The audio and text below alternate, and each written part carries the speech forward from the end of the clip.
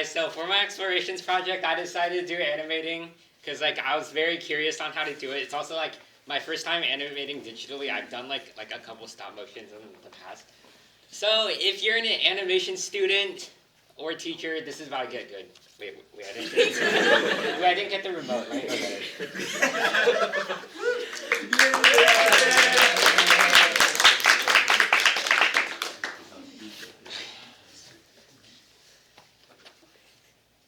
So, when I was like going on the Adobe Creative Cloud app, like I saw like this app called Adobe Animate, and then like I just like assumed like all the animation students like used it. So I went up to an animation student, and then I asked, "Yo, how do you use Adobe Animate?" And then they told me they use Photoshop. So, and then I went to another animation student, and they said they use Photoshop. So then I was like, "How do you use Photoshop?" Like I asked Athena how to teach me how to use Photoshop to animate, and it was quite interesting. So if we look here, these are like the two interfaces. The top one is like Photoshop, and then the bottom one is Animate. They're like quite similar. You use the layers, and then like in Photoshop, and then next frame, I believe you like hide the first layer and then like unhide the second layer or something like that, and then like it was cool, but I wanted to like try Animate too, so I went for it.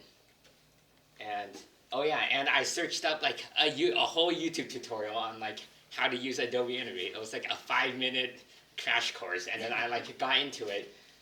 So I wanted to animate something like involving like human postures and like gestures. So like this is my sketch. We see that I wanted to animate. There's like this snowboarder like crossing a gap. There's this someone like doing a slam dunk using a basketball, and someone like jumping into the water. So then I like using my background knowledge of like drawing human postures. I like you know kind of like exercised with it. What does a snowboarder look like? I like drew this part like using the human posture. So basically how I drew it is like you know like you think humans as like geometric shapes, like rectangular blocks or like spheres and stuff like that. And then like I began to draw all my frames using like it was like originally going to be like a 12 frame thing. I ended up drawing like 26 frames. And then like so these are like all my frames that I brainstormed. It's like a really rough sketch. I wanted to draw the human postures first. It was like a lot of like re-editing and revising because like I'm not a snowboarder, okay? So like I'm like I had to like redo it because like I wasn't sure like what was the correct way. And that's my color scheme over there, and I used my layers. So I know Miss P is very proud of me for that. Oh yes. Okay, so I began drawing. This is Adobe Animate interface. So I began by drawing the rough human postures over here. So if you like, there's this onion skin thing over here, like if you toggle it on, it shows like an outline of your previous frames. So I toggled that on so like I'd have a reference of when I'm drawing here. And yeah, on the bottom timeline, it's like all the frames, and then like I just like every time I draw a new frame, I just like click the plus sign, and like there's like a new frame that's created. And then after like the rough what's it called, the rough sketches over here, like again there was like a lot of redrawing and stuff like that. I began to add the details and stuff. This is like an outline of every single frame in the thing. So oh yeah, and you see there's like a bunch of layers used. There's like 7 or 8, and then oh yeah, by the way, the snow's pink. It's not white because I thought like white was kind of boring. So yeah, and I use my color scheme over there, and it's very cheeky.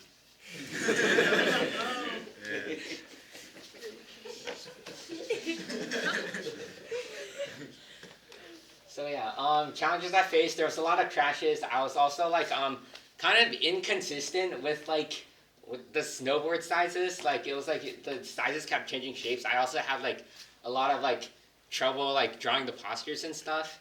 And so you might think that I struggled with the physics of this because it's a snowboarder like crossing the gap, right? Hate to break it to you guys, I did 0 physics calculations in this thing. Okay, unlike Nicola, because like so there's no acceleration, no mass, no density, no air resistance, no free friction. It's just constant velocity on a curve. Okay, and without further ado, this is my final product. Yeah.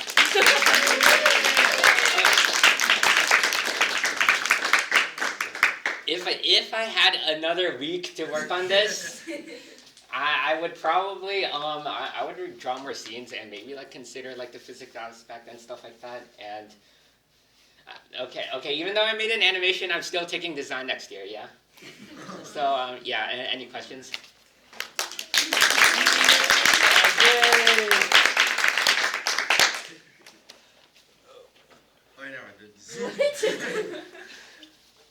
I just want to say you did such a great job on this, Jerry. I saw you working so hard at your desk since you're my desk buddy, and you were grinding so quick. You immediately knew what you wanted to do. You sketched it out so fast, and then you started animating like day 2 or 3.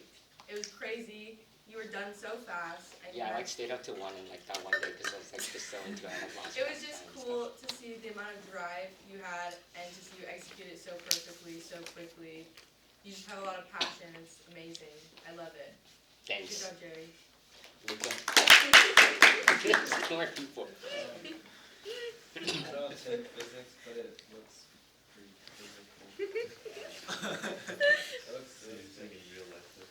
Yeah, I like drawing the snow crumbs and stuff. Dude, I was gonna mention that. All right, Tyler. Did you find that sketching out every single frame beforehand was necessary? Like, did it help you? Yeah, I think it helped me because like when I draw on the Cintiq, I could just like straight off copy it. Oh, dude, I try. And also like my inspiration was like if you go on Google and search of like action sequence photography, you can see like this like action of like many frames and like one photo of someone doing stuff. So that was like my inspiration. I like found reference images for that part. Yeah. Emma. How did you add the shadow on the symbol? I made a new layer called the shadow layer, and then I drew like a blob under the thing. Landon. Okay, first question, why are you trying to outdo all of us? Second, second, I really liked your initial sketches. Like the way, like, I don't know, it's, because as someone who doesn't do it, yeah, go back to it, it doesn't matter. Yeah. It's Which so one? This like, one? Okay, sure, this one. like, I used to know someone who I would always look at her notes because her notes were so pretty, and this reminds me of those days because it's just so, like, it's all nice together. It's pretty, you know? Yeah, Nicole. You said that you're going to be taking design again next semester or next year, but do you think with enough animation propaganda you could be convinced? Look, I'll animate in personal projects, okay? It's like I don't want to like give up on like stuff I'm like already learning. Like I don't want to like look. It was a hard decision. Like when I came to freestyle, I was like, should I take design or animation? Look, I just took design because like I just felt like I found like the concepts like more applicable to like more things I'm doing. But, like I do find animation like really fun to do, and I do like find it interesting. Yeah.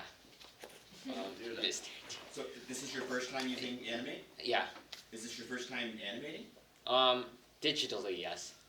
It's impressive. Thanks. Dude, like, when you were talking about, like, wanting to stay in design, like, I heard your true voice kind of started to show. Like, I feel that way.